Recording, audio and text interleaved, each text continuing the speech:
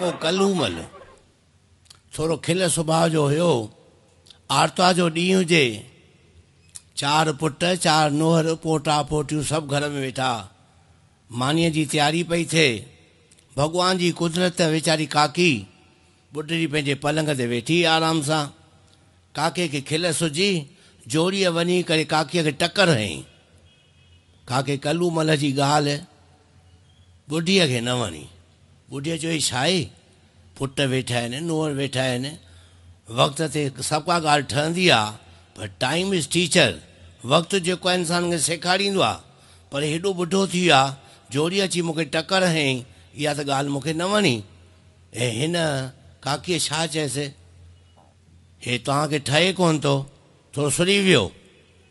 हे जो घरां हलियो सिधो हरिद्वार वञी पहुतो, उतां फोन थो करेसि, अञा 16 काॾे बम्बई काॾे हरिद्वार, अञा 16।